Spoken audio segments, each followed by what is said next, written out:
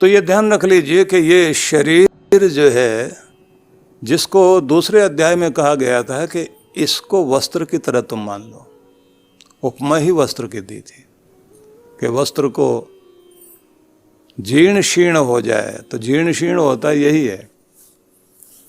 ये हमारा शरीर, ये खेत पुराना पड़ जाता है और आत्मा को इसे छोड़ना पड़ता है। और बड़ी अद्भुत बात यह है कि इस बारे में अगर हम लोग ध्यान रख सकें तो एक बड़ी क्रांतिकारी घटना घटती है कि मकान आपका भले ही कितना भी पुराना क्यों ना हो, जीर्ण शीर्ण मत होने देना। जब तक ये आत्मा के रहने के लायक बना रहेगा, आत्मा इसमें रहेगी।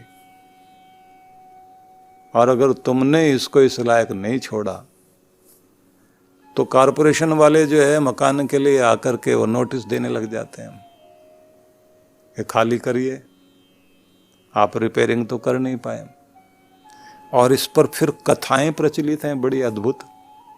उन कथाओं में ये कहा गया है कि यमराज के साथ किसी की दोस्ती हुई थी और दोनों गंगा स्नान करने के लिए गए थे, मित्रता हो गई थी।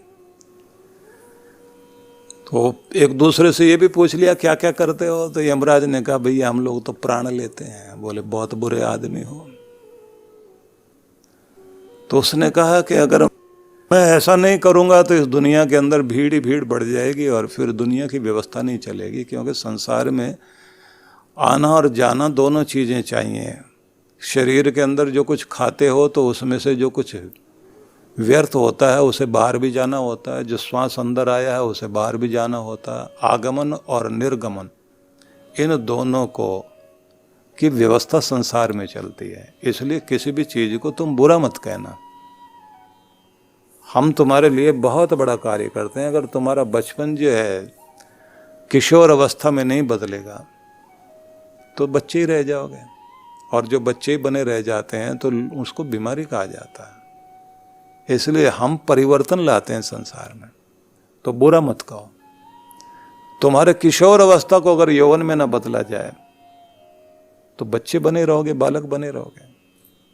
परिवर्तन संसार का नियम है और उस व्यवस्था के अंतर्गत हम काम करते हैं। तब उस व्यक्ति ने कहा कि अच्छा चलिए, आपके साथ मित्रता हो गई, 7 कदम किसी के साथ चल पड़े तो पुराने लोगों का कहना है कि दोस्ती हो जाती थी। अब जाते जाते यमराज ने कहा भैया मैं तुम्हारे लिए क्या कर सकता हूँ। तो उसने कहा कि आप एक दिन तो आते ही हैं और बड़े कठोर बनकर आते हो, तो आप कब आओगे जरा हमको सोचना वोचना दे देना, तो हम जो है अपनी व्यवस्था तो कर लेंगे ना। उन्होंने कहा भाई सूचना दे दूंगा। कैसे दोगे?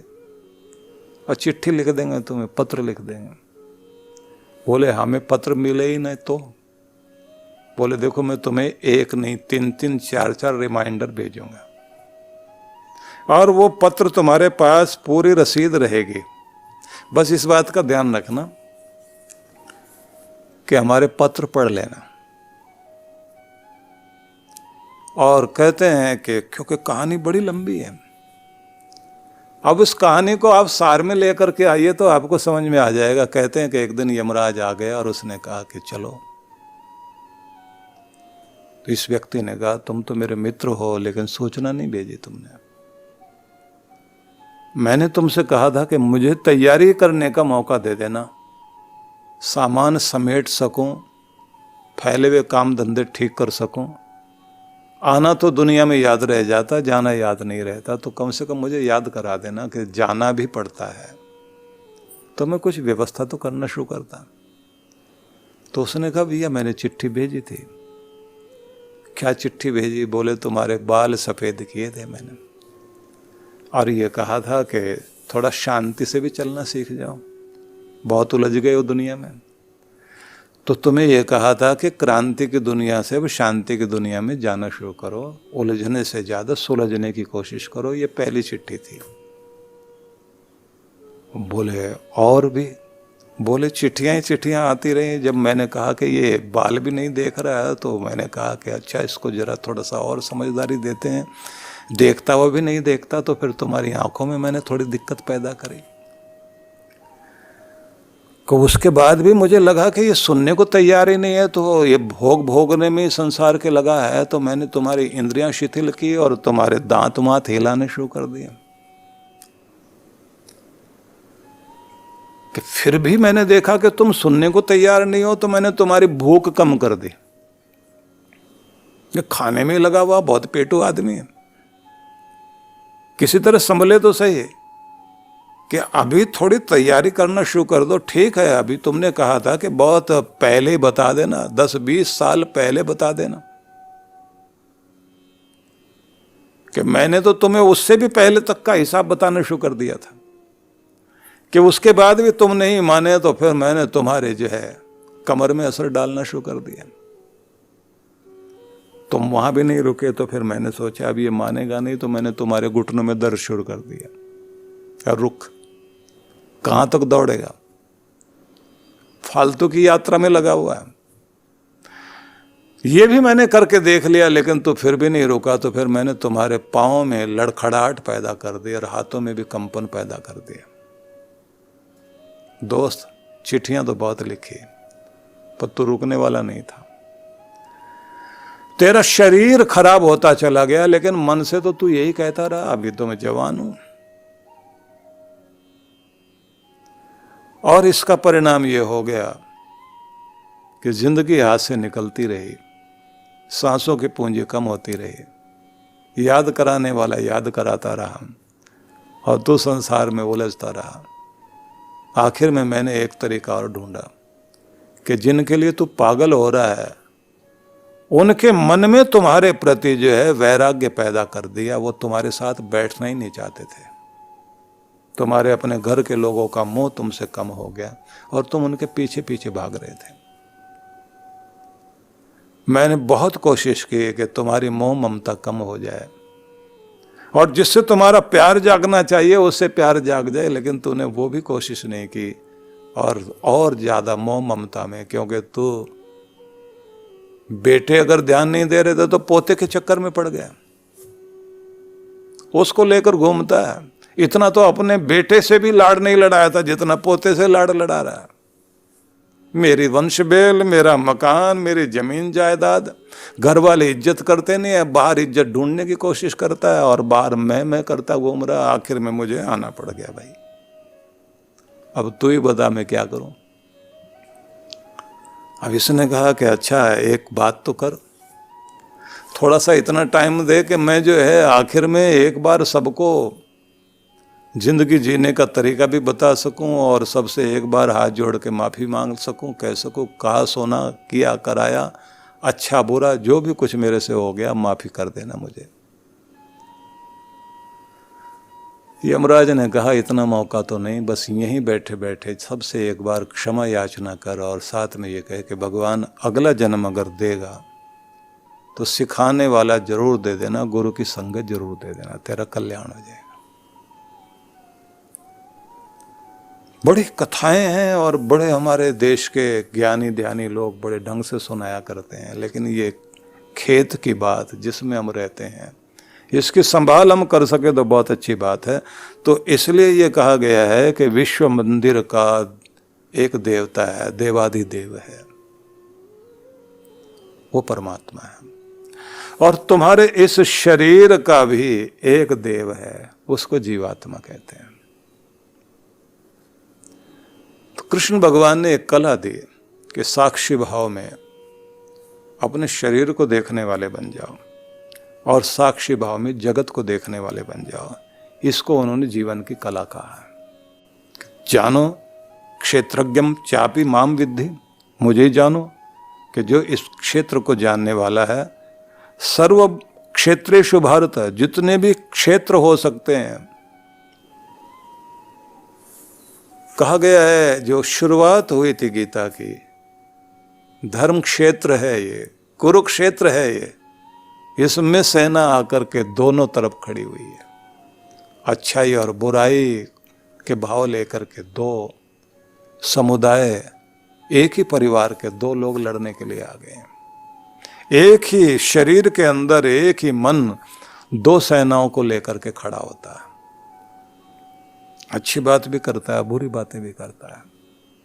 तो ये कर्म भूमि है जिसमें तुम खड़े हुए हो और यहां कर्म कर रहे हो, और कर्म करने के लिए तुम्हें कर दिए गए हैं।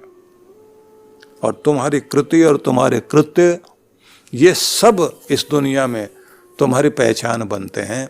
लेकिन कृष्ण भगवान कहते हैं इससे भी ज़्यादा तुम्हें कृति और कृत्य से भी ज़्यादा कर्तव्य को याद करना चाहिए। इसलिए उन्होंने कहा कर्मण्येवाधिकारस्ते मा फलेषु कदाचन। कर्म करने का अधिकार तुमको दिया गया, और वो भी इस खेत में दिया गया, इस फील्ड में काम करने के लिए तुम्हें मौका दिया गया, इस देह के माध्यम से तुम्हें काम करने का मौका दिया गया।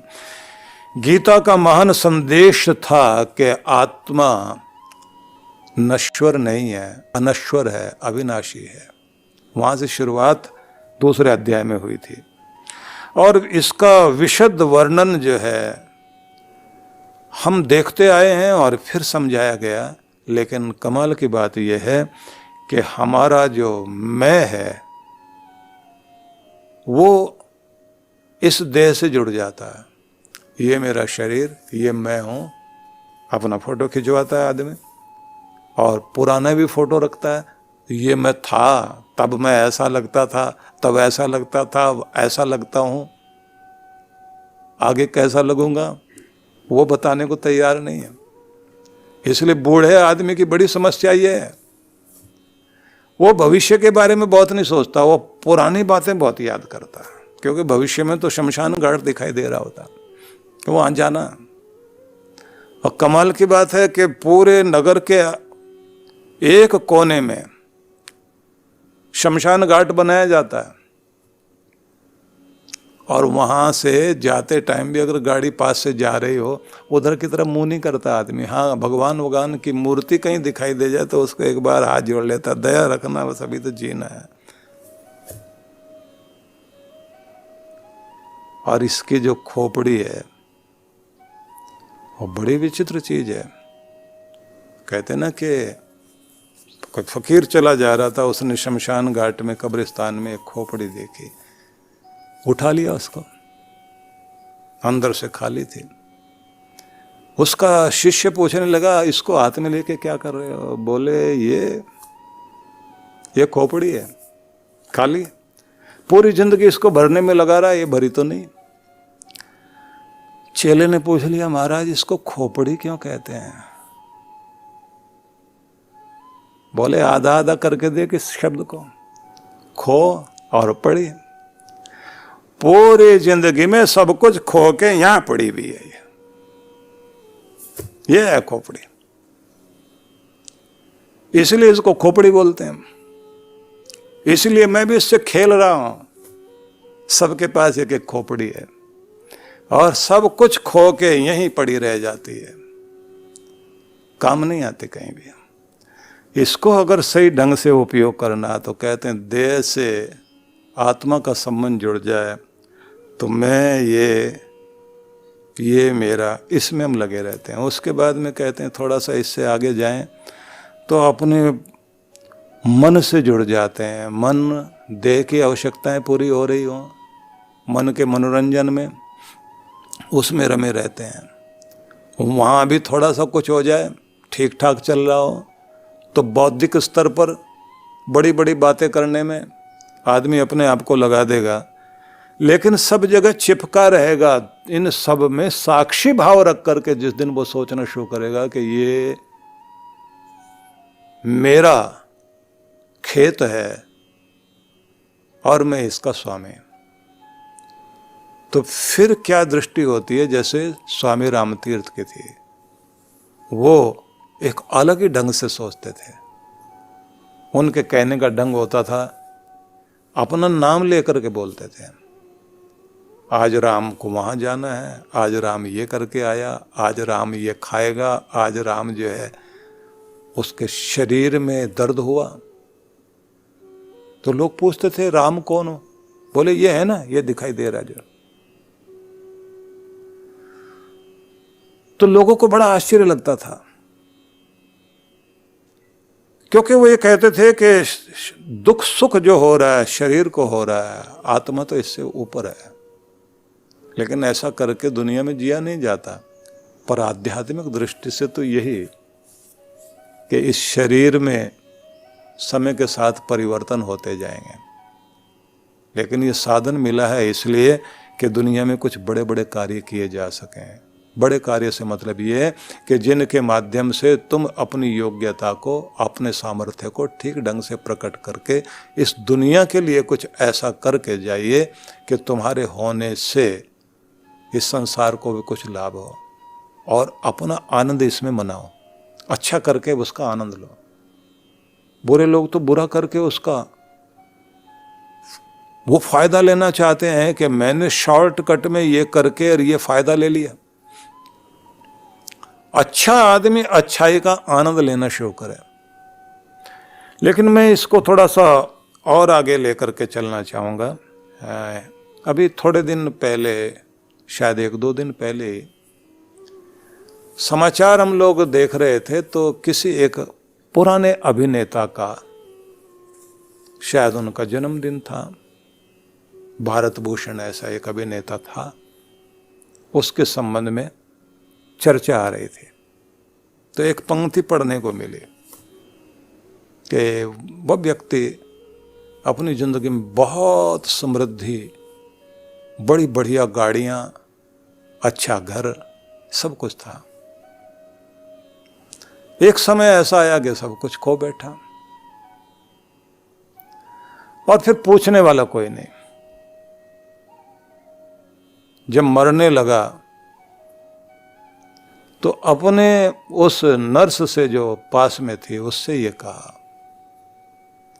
कि मौत तो सबको आती है और सबको आनी ही होती है। मौत को तो आना ही है, लेकिन जीना किसी किसी को आता है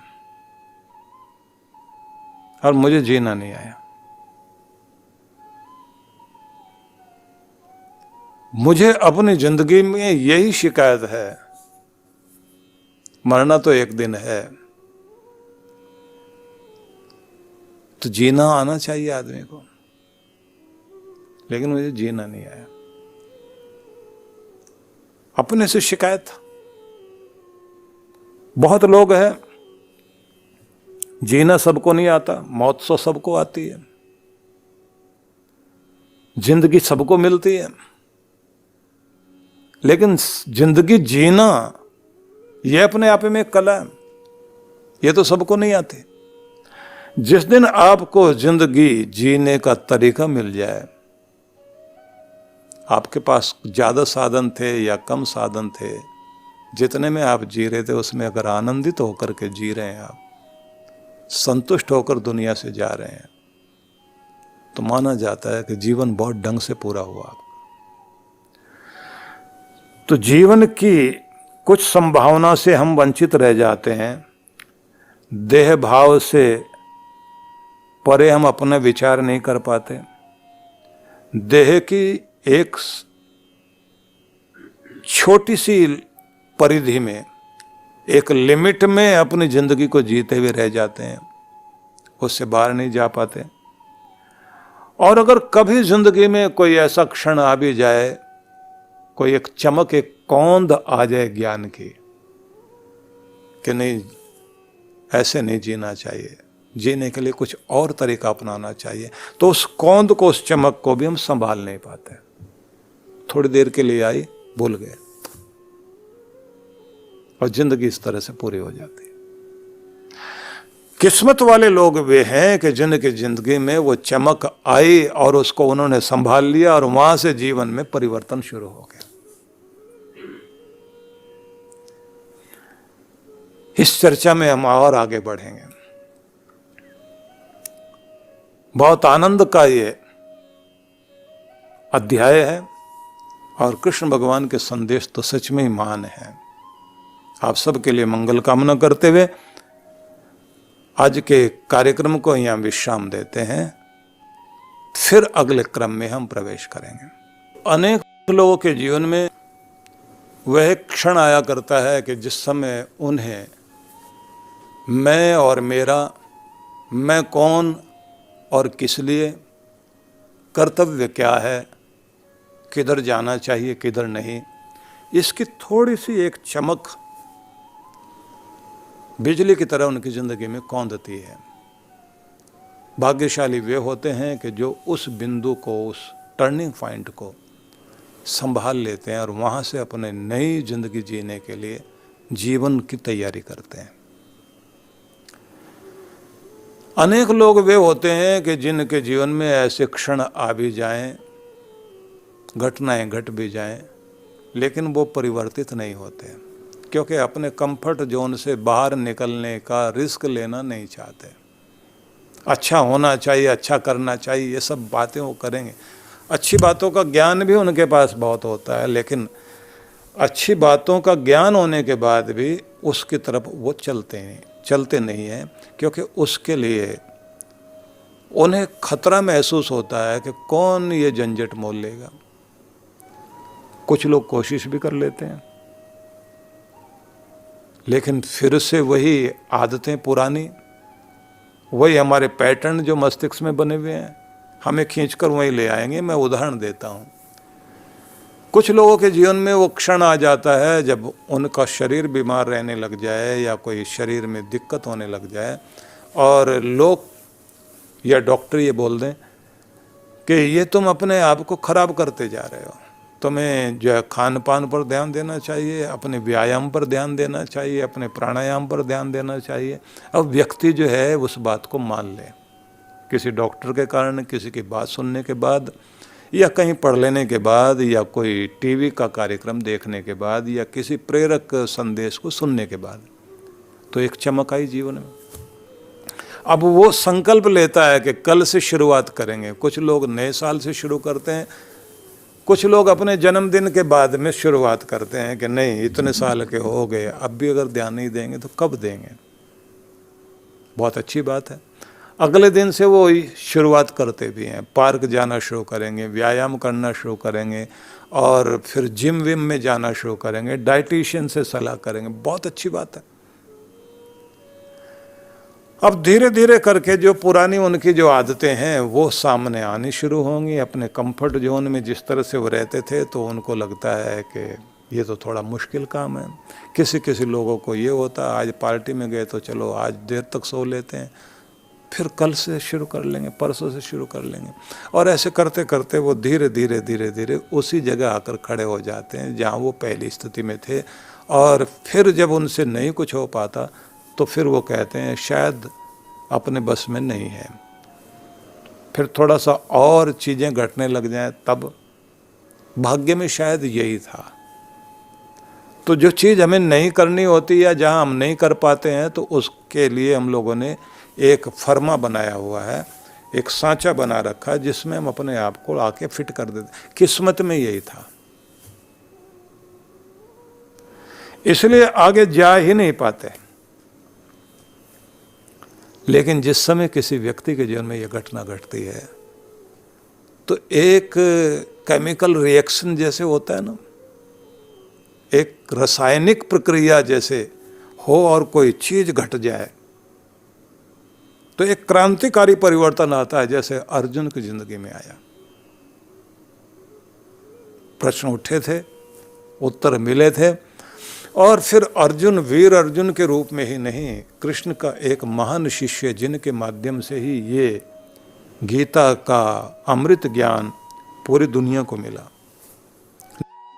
निवेदन यही है, उस घटना को हम संभाल पाएं तो बहुत बड़ी बात है। तो उसी घटना को ध्यान में रख करके आइए हम लोग जो है अगले इस बिंदु पर हम लोग चलते हैं कि सुख दुख की फसल हम सब लोग काटते हैं और अपनी ज़िंदगी को जो है अनुकूल प्रतिकूल परिस्थितियों में पाते हैं। तो कहा गया है कि तुम कौन, जो तुम दिखाई दे रहे हो ये तुम्हारा शरीर, इदम शरीरम। इसको ऐसा कहने के बाद उन्होंने कहा इदम शरीरम तो कौन्तेय, अर्जुन इस शरीर को तो तुम मानो क्षेत्रम इत्यभिधीयते, इसे खेत कहा जाता है। और इस खेत में बीज बोने वाले, इसमें कर्मों की खेती करने वाले तुम जीवात्मा हो। इसको तत्व से कोई जाने, उसी को क्षेत्रज्ञ कहा जाएगा। और जितने भी क्षेत्र हैं, मतलब जितने भी शरीर हैं, सर्व क्षेत्रेषु क्षेत्रज्ञम चापि माम विद्धि, तुम मुझे मानो कि मैं ही इन सबको जानने वाला, ठीक ढंग से जानने वाला मैं ही हूं। तुम इनको ठीक से नहीं जानते हो। जब क्षेत्रज्ञ का ज्ञान सही ढंग से मान लोगे, तुम जान लोगे, उस ज्ञान को ही मैं सही ज्ञान मानता हूं। सही ज्ञान ये है। अब ये संदेश भगवान कृष्ण ने दिया, और देने के साथ में कह दिया, एक दृश्य है और एक दृष्टा है। एक सीनरी है, एक सीन है, और एक उसको देखने वाला है। तो ये तुम्हारा शरीर, तुम इसको देखने वाले बनो, इसके साक्षी बनो। साथ में कहा, शरीर को अपने से पृथक करके दृष्टा भाव से जब तुम देखने लग जाते हो, तब तुम्हें ये एहसास होता है कि शरीर मेरा है, लेकिन मैं कौन? मैं इससे अलग, अलग मेरी पहचान क्या? मैं वो हूं जो ये बीज बो रहा हूं अपने शरीर में, अपने इंद्रियों के माध्यम से। उसकी आगे व्याख्या की गई, और उसी का सुख दुख मैं भोग रहा हूं। शरीर की चेतना जीवात्मा के कारण है, और क्षेत्र की सत्ता क्षेत्रज्ञ के कारण है। क्षेत्र और क्षेत्रज्ञ का ज्ञान ही यथार्थ ज्ञान है। अब इस संबंध में अगला श्लोक बहुत ही महत्वपूर्ण है। तत्क्षेत्रम यच्च यादृक्च यद विकारी यतश्च यत सच यो यत प्रभावश्च तत्समासेन में शृणु। बड़ा महत्वपूर्ण शब्द है। तत्समासेन में शृणु, उसको तुम संक्षेप में सबको जोड़कर एक में मेरे से सुनो। किसको? ये क्षेत्र क्या है? तत्क्षेत्रम यच्च, ये जो भी है, यादृक जैसा भी है, यद विकारी, इसके जो विकार हैं वो क्या हैं, यतश्च यत, यह जो है, सच यो यत प्रभावश्च। अब पूरे को हम ऐसे कहेंगे, क्षेत्र क्या है, इसकी प्रकृति क्या है, इसके विकार क्या है, यह कहाँ से है और कौन है, किन शक्तियों का स्वामी है, ये सब तुम मुझसे संक्षेप में सुनो। अब मैं तुम्हें इसको सार में बताता हूँ। शरीर को क्षेत्र कहा, आत्मा क्षेत्रज्ञ, वैसे पिंड में वैसे ही ब्रह्मांड में, मतलब विश्व क्षेत्र जो है, पूरा ब्रह्मांड भी एक खेत है। वहाँ भी कुछ घटनाएं घट रही हैं, उसको भी चलाने वाला कोई है, और जो है तो उसको इस तरह से समझिए कि ये सारा संसार और फिर एक बनाने वाला, एक चलने वाला, एक चलाने वाला। एक में नियम घट रहे हैं और एक नियामक है। एक व्यवस्था बन रही है दुनिया की और एक उसका व्यवस्थापक है। तो एक क्षेत्रज्ञ तो वो है। और जितने ये शरीर हैं, इन सबको भी ठीक से जानने वाला, चलाने वाला, कराने वाला क्षेत्रज्ञ भी परमात्मा है। लेकिन जिसके कारण इस शरीर में चेतना है, वह है, शरीर में इंद्रियां काम कर रही हैं, जिसके कारण कर रही हैं, वह जीवात्मा है। अब इसमें अपने अपने इंद्रिय विषय में क्षेत्र के माध्यम से दिन रात लगातार जो कार्य हो रहे हैं, मन उसका निरीक्षक है। और इस क्षेत्र में ऐसा मान लीजिए कि 10 इंद्रियां काम कर रही हैं। खेत में काम करने वाले अगर बैल देखने हो तो आपके पास यही बैल हैं, आपकी इंद्रियां। 5 ज्ञानेंद्रियां हैं, 5 कर्मेंद्रियां हैं। ज़्यादा इनका भेद करोगे, एक कराने वाला एक करने वाला है।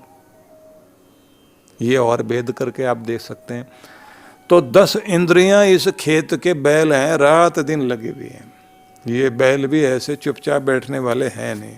10 बैल और 10 के 10 जो है अपने अपने विषय के में जो भी इनके विषय हैं, खेत के माध्यम से दिन रात लगातार कार्य कर रहे हैं। और इनका एक निरीक्षक है, वो है मन।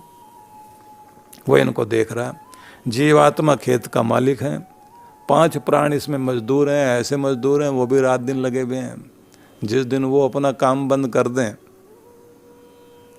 तो उसी दिन खेल खराब हो जाएगा। आदि प्रकृति से बना हुआ एक क्षेत्र है और यह क्षेत्र प्रकृति के 3 गुणों से युक्त है।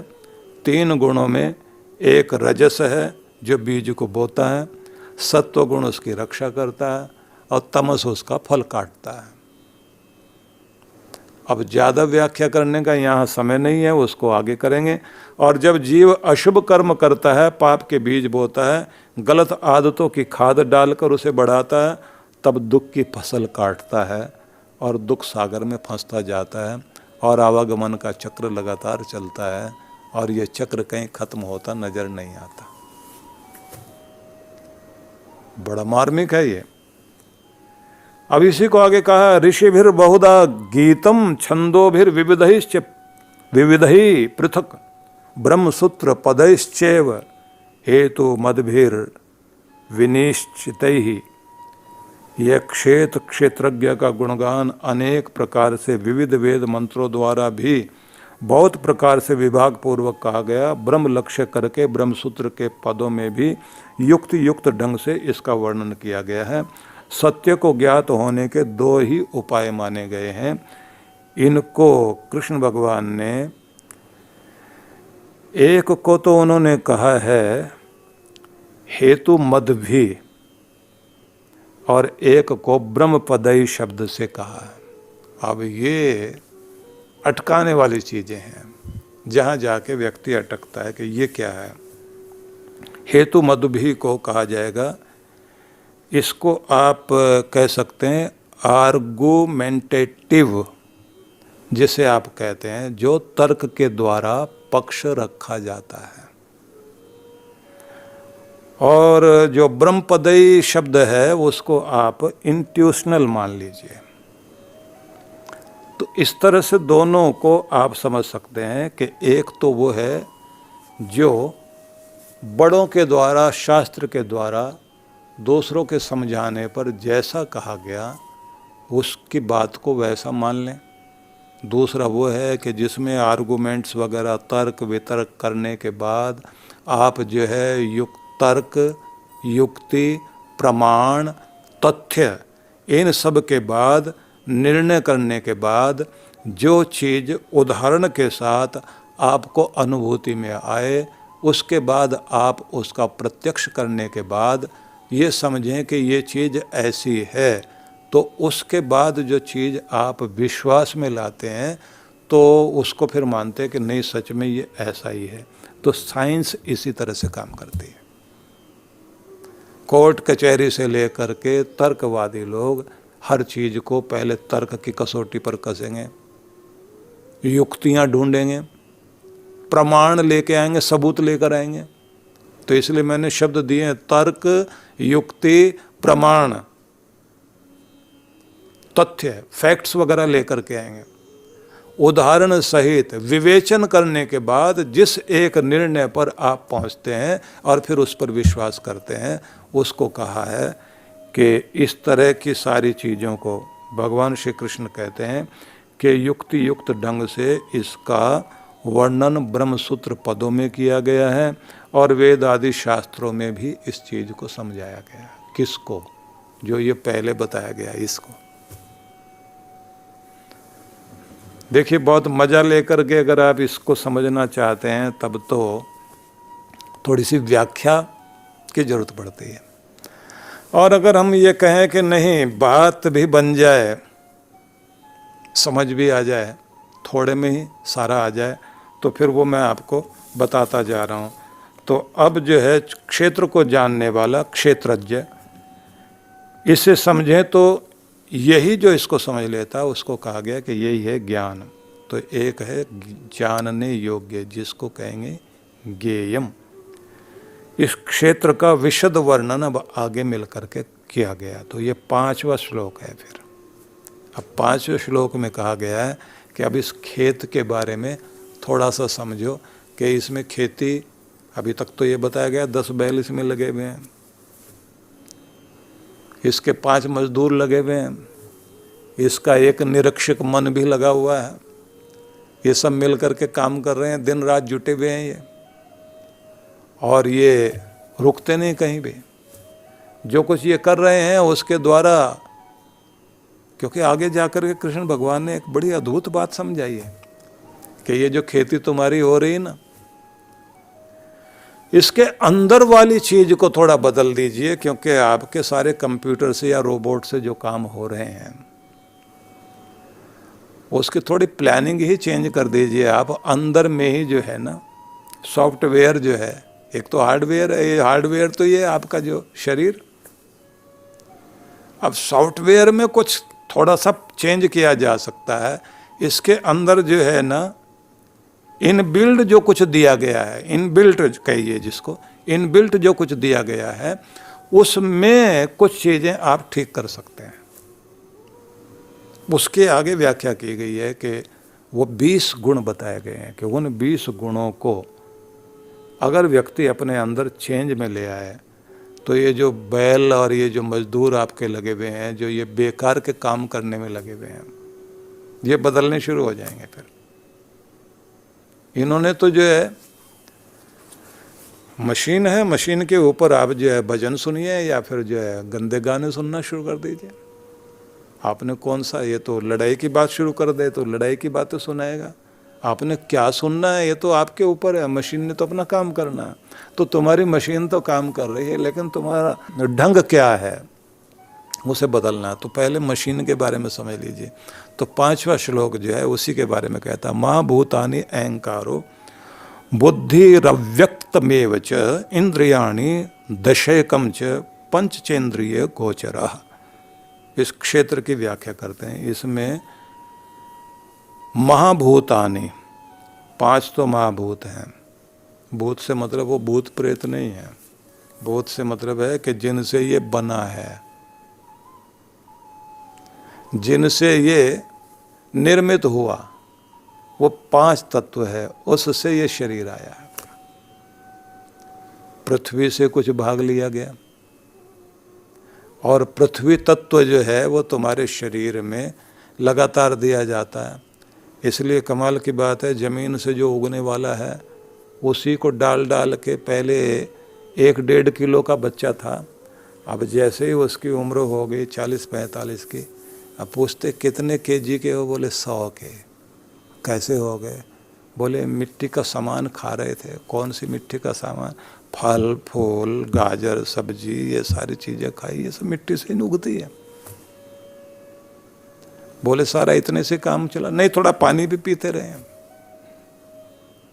इससे भी कुछ बना है। बोले इतने से बना? नहीं, पानी पीने के साथ हवा भी तो सूंघी थी,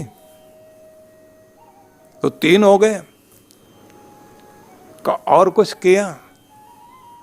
बोले एक वो जिससे ये भोजन पकाया था, आग, उसके जरिए काम किया, गरम गरम खाया था, वो 4 हो गए। बोले 5वां वो है जो तुम्हारे शरीर के अंदर अगर सारा ही ठूंस दिया जाए तो मर जाओगे, तो इसलिए आकाश तत्व भी चाहिए। तो वो 5 महाभूत है जिससे शरीर बना। उसके बाद कहते हैं कि अंदर फिर कुछ एक और है, अहंकारो, अहंकार है। बुद्धि अव्यक्त मूल से अव्यक्तमेव च, और अव्यक्त मूल रूप प्रकृति। इंद्रियाणि दशकम च, और 10 इंद्रियां, 5 ज्ञानेंद्रियां हैं, 5 कर्मेंद्रियां हैं। व्याख्या इसकी कल करेंगे क्योंकि बड़ा लंबा चौड़ा खेल है ये। तो इन के द्वारा ये तुम्हारा जो है शरीर बना है, और इनके जो है चैन्द्रिय गोचरः, ये इंद्रियां जहाँ विचरण करती हैं वो भी 5 विषय हैं इनके। आँख जहाँ काम करती है उसका अपना एक फील्ड है।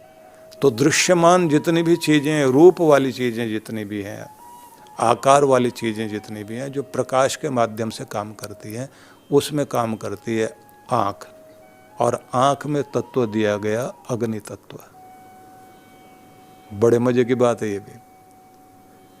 अग्नि तत्व के माध्यम से आँख काम करती है। प्रकाश नहीं हो तो अंधेरा ही दिखाई देगा, इसलिए इसको बेचारी को, आँख को, इसके सारे काम रुक जाते हैं अगर प्रकाश नहीं होता। इसलिए आँख में अपनी ज्योति है, लेकिन वो तभी काम करती है जब बाहर ज्योति होती है। तो ये हमारी जो इंद्रियां हैं, आँख रूप का क्षेत्र पकड़े हुए हैं, उसको में विचरण कर रही है। कान जो शब्द की दुनिया में, उनकी गति वहाँ पर है। फिर कहा गया कि तुम्हारे जो नासिका है,